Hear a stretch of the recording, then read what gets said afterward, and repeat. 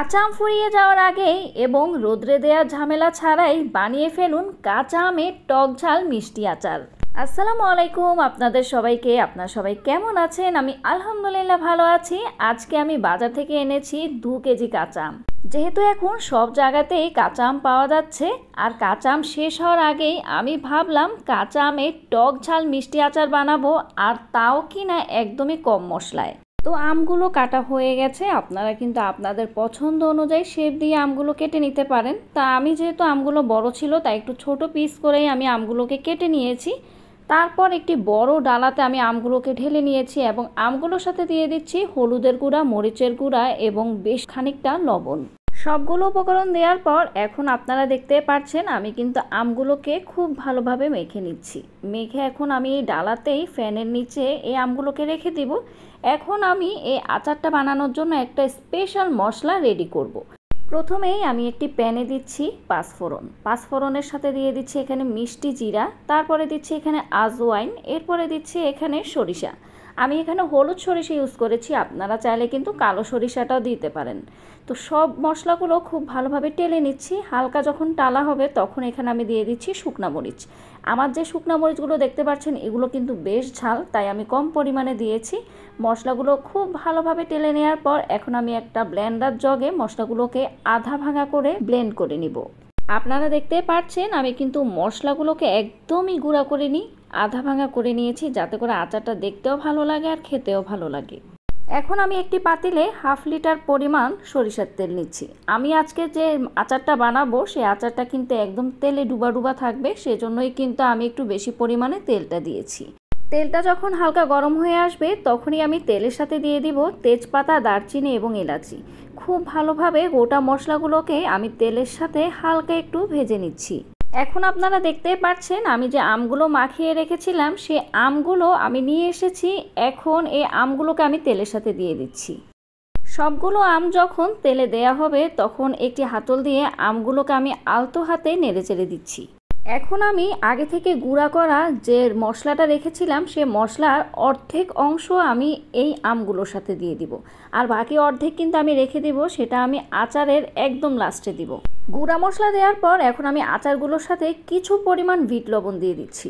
আপনারা যারা বিট লবণটা অ্যাভয়েড করতে চান এই অংশটা আপনারা অ্যাভয়েড করতে পারেন। বিট লবণ দেওয়ার পর আমি দিচ্ছি সামান্য পরিমাণ লবণ, যেহেতু আমি আমটা মাখার সময় লবণটা দিয়েছিলাম বেশ খানিকটা, তাই এখানে আমি এখন সামান্য পরিমাণটা ইউজ করছি। এরপরে এখন আমি সামান্য পরিমাণ মরিচের গুঁড়াটা ইউজ করছি, যেহেতু আমি বলেছি টক ঝাল মিষ্টি আচার, তাই একটু ঝালের পরিমাণটা বাড়িয়ে দিচ্ছি।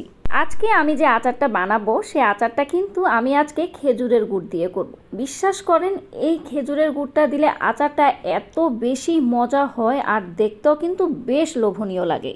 এই সবগুলো উপকরণের সাথে এখন খুব ভালোভাবে আমগুলোকে মিক্সড করে নিচ্ছি। অবশ্যই মনে রাখবেন আমগুলোকে কিন্তু আলতো হাতে খুব সুন্দর করে নাড়তে হবে, নইলে কিন্তু আমগুলো ভেঙে যাওয়ার সম্ভাবনা থাকবে।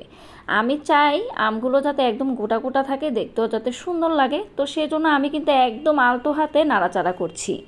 আর অবশ্যই মনে রাখবেন এই সময় কিন্তু চুলার আঁচটা একদম মিডিয়াম হিটেই রাখতে হবে।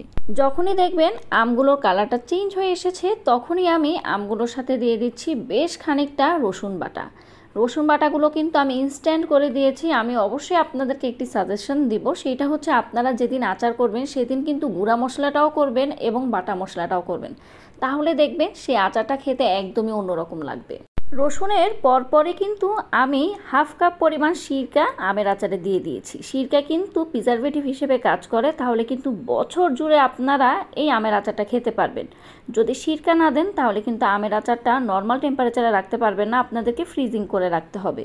এখন আমি আমের আচারগুলোর সাথে দিয়ে দিব টালা জিরার গুঁড়া। দেখতেই পাচ্ছেন আমি কিন্তু বেশ খানিকটা টালা জিরার গুঁড়াই আমের আচার সাথে দিয়ে দিচ্ছি। এবং আমি যে ব্লেন্ড করা মশলাটার অর্ধেক পরিমাণ রেখে দিয়েছিলাম সে অর্ধেক পরিমাণটা আমি এখন আচারের সাথে দিয়ে দিয়েছি। এখন আমি খুব ভালোভাবে আমের আচারটা খুব সুন্দর করে উপকরণগুলোর সাথে মিশিয়ে নিচ্ছি এবং আমার চুলার আঁচটা যেটা রয়েছে সেটা কিন্তু আমি মিডিয়াম হিটে রেখেছি। আমাদের আমের আচারটা কিন্তু প্রায় হয়ে এসেছে, আপনারা দেখতেই পাচ্ছেন আমের আচারটার কালারটা কতটা সুন্দর হয়েছে, মাশাআল্লাহ।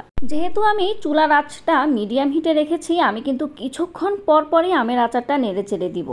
আপনারা দেখতেই পাচ্ছেন আমাদের আমের আচারটা কিন্তু মাশাআল্লাহ হয়ে গেছে। আমি আপনাদেরকে একটি পিস নিয়ে দেখাচ্ছি আচারটা কেমন লাগছে দেখতে। এখন আমি আচারটা খুব ভালোভাবে আলতো হাতে নেড়ে চেড়ে আমি চুলার আঁচটা বন্ধ করে দিব। চুলা থেকে নামানোর পর আচারটাকে একদম পুরোপুরি ঠান্ডা করে তারপর কাচের বয়মে আমের আচারগুলোকে রেখে দিবেন। আপনাদেরকে আমি বলে রাখছি, কাচের বয়মে কিন্তু আচার বছর জুড়ে ভালো থাকে, একদম গন্ধ হয় না, খুবই ভালো হয় আপনারা যদি আচারটাকে কাচের বয়মে রাখতে পারেন।